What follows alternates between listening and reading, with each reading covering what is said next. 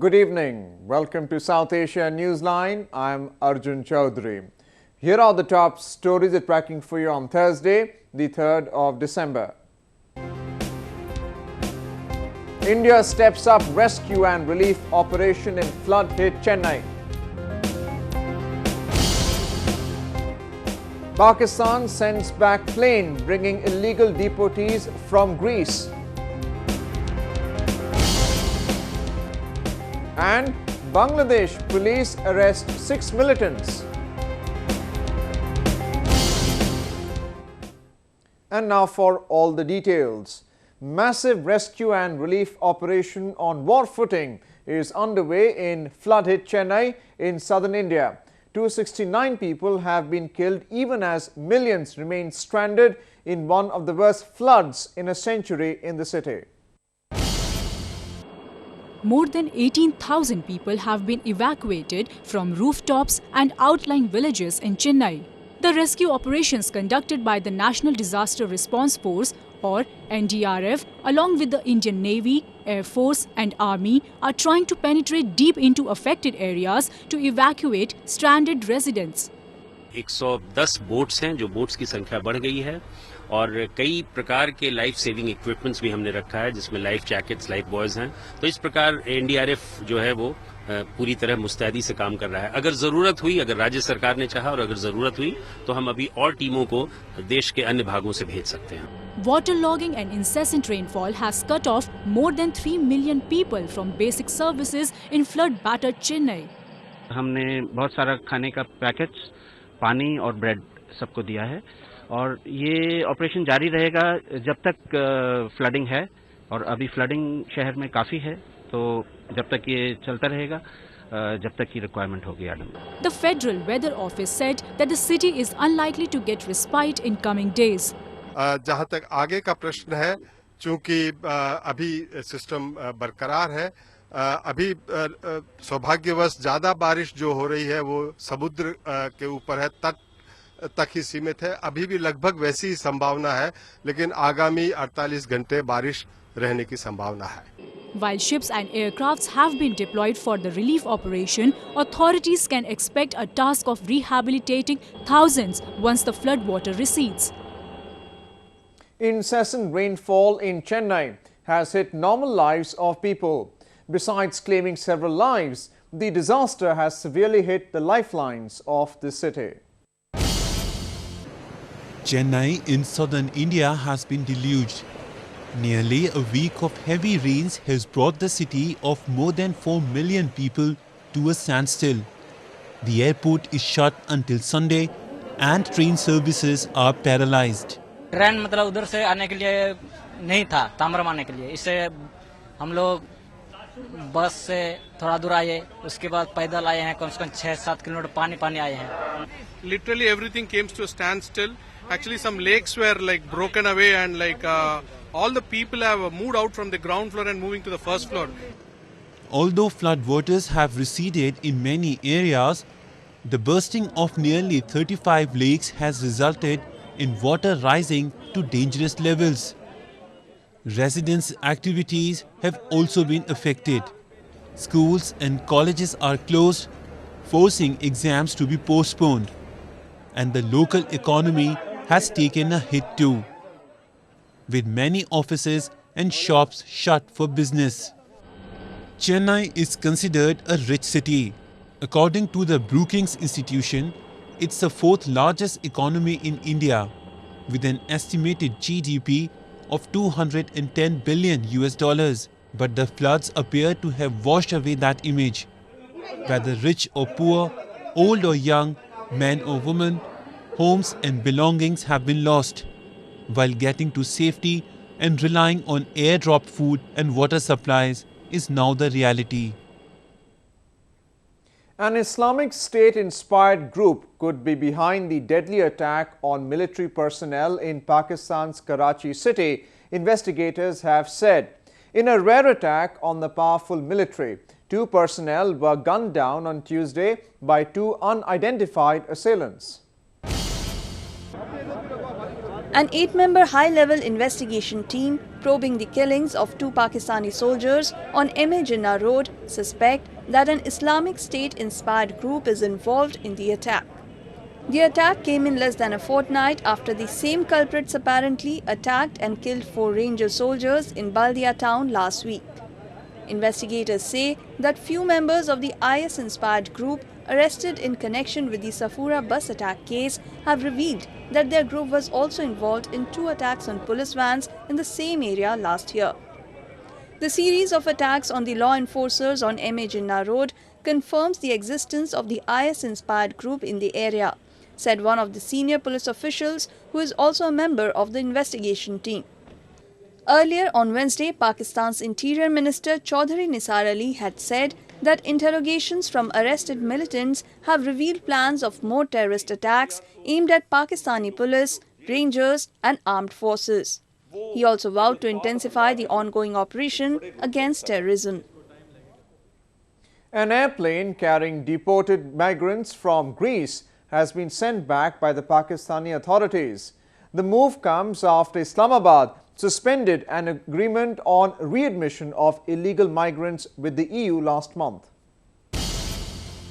The Federal Investigation Agency, or the FIA, found 30 passengers on board to have been illegally deported from Greece. The passengers were stopped from disembarking from the plane after it landed at Islamabad's Benazir Bhutto International Airport today.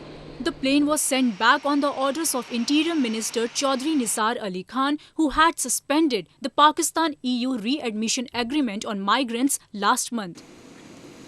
The Interior Ministry said that Greek authorities had not provided proper documented proof of the passengers on board of being Pakistani citizens and that it would not allow them to enter the country if their citizenship could not be confirmed.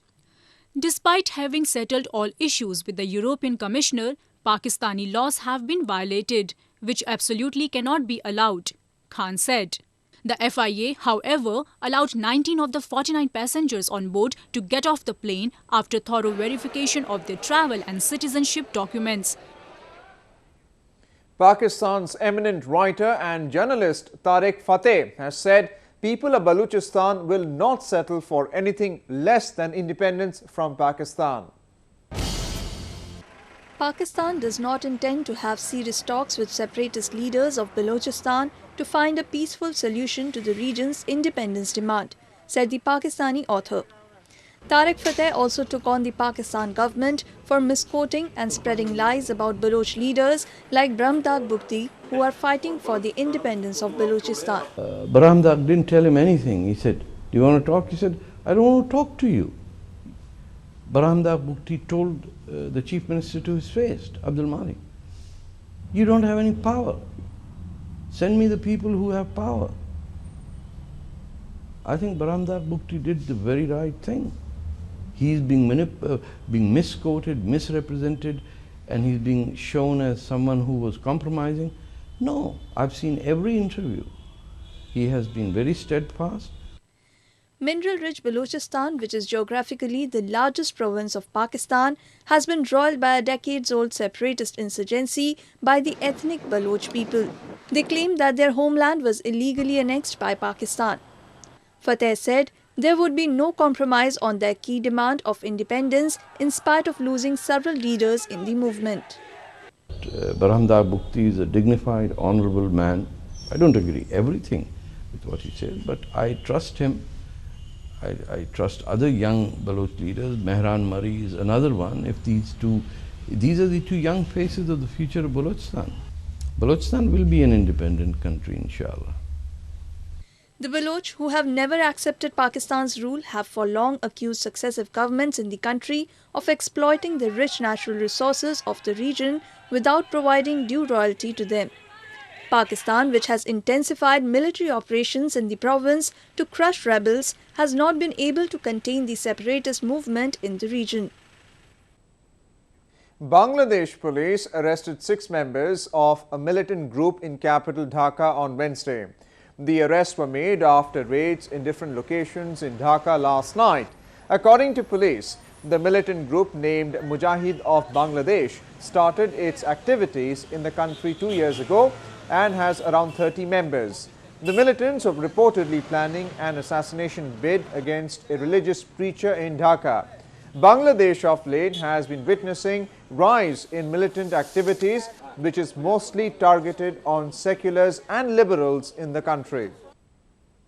India has told Nepal to normalize its political situation to ease supplies that has been disrupted by Madhesi protest in the India-Nepal border. The Madhesi community has been protesting for the last 2 months against Nepal's new constitution.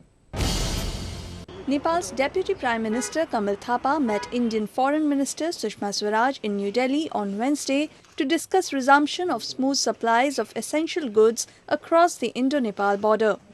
During the meeting, Sushma told Thapa that there was no hindrance from the Indian side and obstructions in supplies across the Indo-Nepal border could not be resolved without political resolution of the internal problems.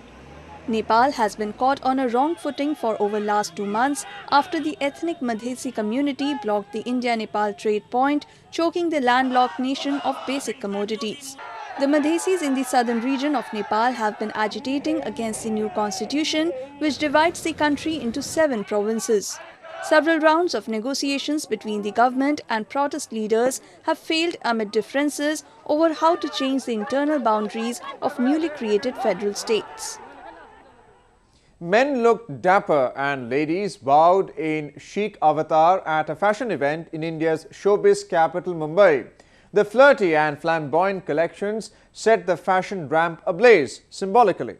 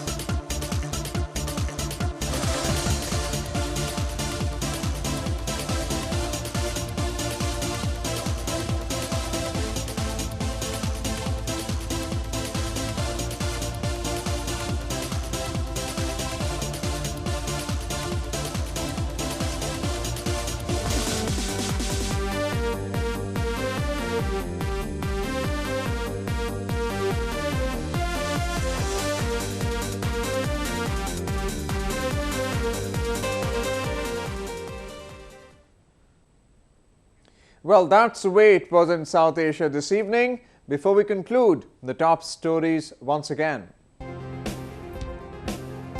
India steps up rescue and relief operation in flood-hit Chennai. Pakistan sends back plane bringing illegal deportees from Greece. And Bangladesh police arrest 6 militants.